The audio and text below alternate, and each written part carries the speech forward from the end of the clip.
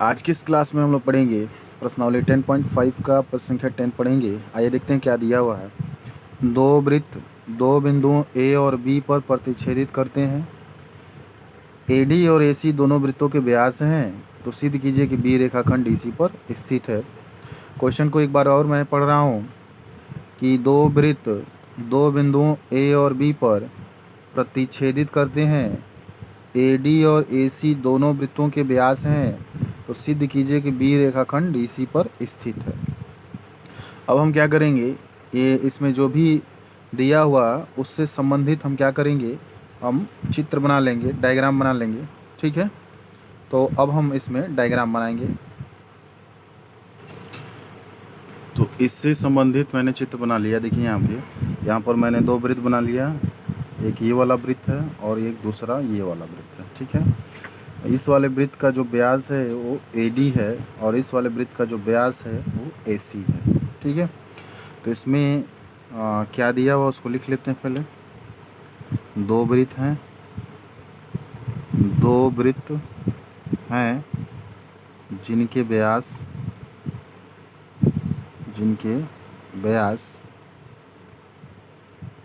क्रमशः क्या है, एडी और एसी है। एडी और एसी है। ठीक है, दो वृत्त हैं, तो इस वाले वृत्त का व्यास है एडी और इस वाले वृत्त का व्यास है एसी। आप देख रहे हैं।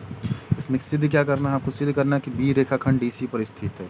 तो यहाँ पर आपको सिद्ध करना है कि बी रेखाखंड, ठीक है, कहाँ पर स्थित है, डीसी पर स्थित है।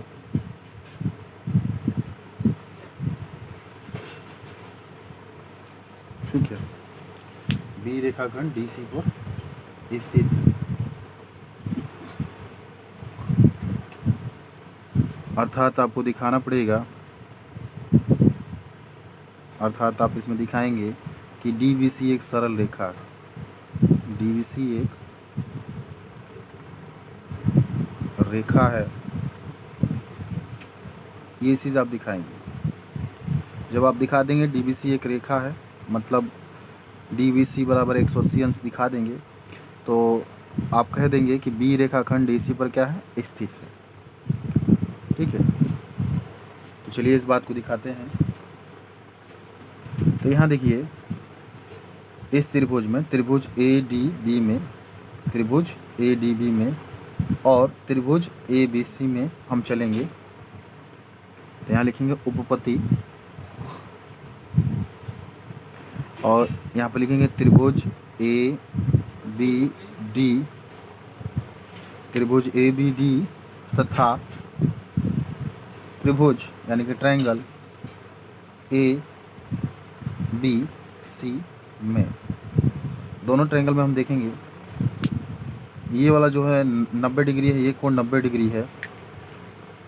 ये कोण ए बी डी बराबर कोण ए बी सी के ये 90 डिग्री है।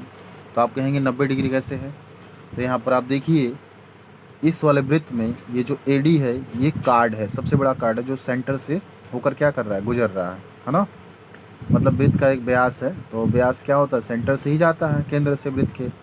तो यहाँ देखिए ये जीवा है, तो इसको हम जीवा भी कह सकते हैं व्यास को। तो एडी एक कार्ड है, जीवा है, और ये वृत्त को दो भागों में बांट रहा है। एक तो ये वाला पोर्शन, ये वाला पार्ट, दूसरा ये वाला पार्ट बांट रहा है। तो ये जो एंगल बना हुआ ये इस वाले भाग में बना हुआ, तो मतलब हम कह सकते हैं कि हम जानते हैं कि अर्धवृत्त में ये देखिए ये जो एडी है ये इसको दो भागों में बांट रहा है। तो ये आधा हो गया, ये आधा हो गया, मतलब वृत्त का क्या होगा, ये आधा पार्ट है, ये इस वृत्त का ये वाला आधा पार्ट है, ये वाला आधा पार्ट है। तो इस वाले पार्ट में ये कोण बना हुआ, ये एंगल बना हुआ।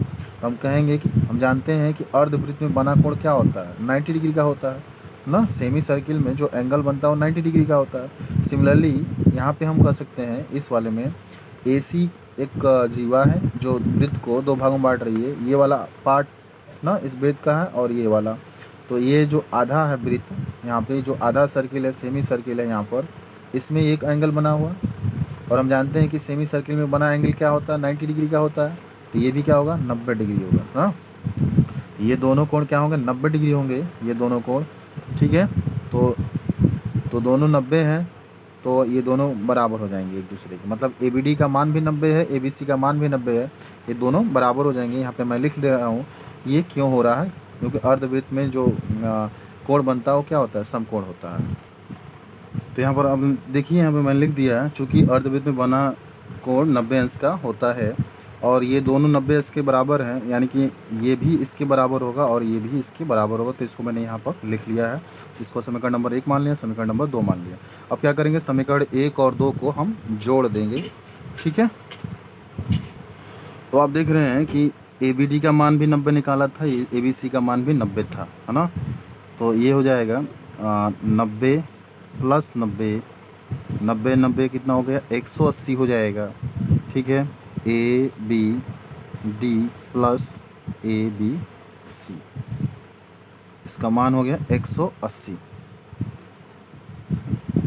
ठीक है, अब इस चीज़ को हम लिख सकते हैं, ये जो दोनों कोण हैं, दोनों कोण जो हैं, इसको मैं लिख सकता हूँ डी बी सी। ये दोनों कोण क्या हैं, ये वाला कोण और ये वाला कोण, दोनों मिलके पूरा कोण बनेगा कि नहीं बनेगा, बनेगा।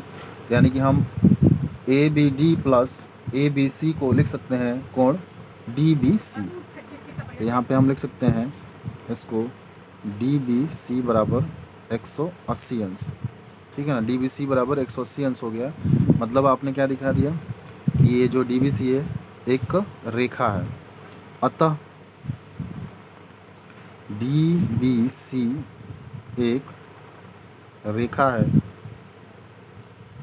क्योंकि इस पे 180 अंश का कोण बन रहा है। तब हम कह सकते हैं, तब कहेंगे कि बी जो है, बिंदु बी रेखाखंड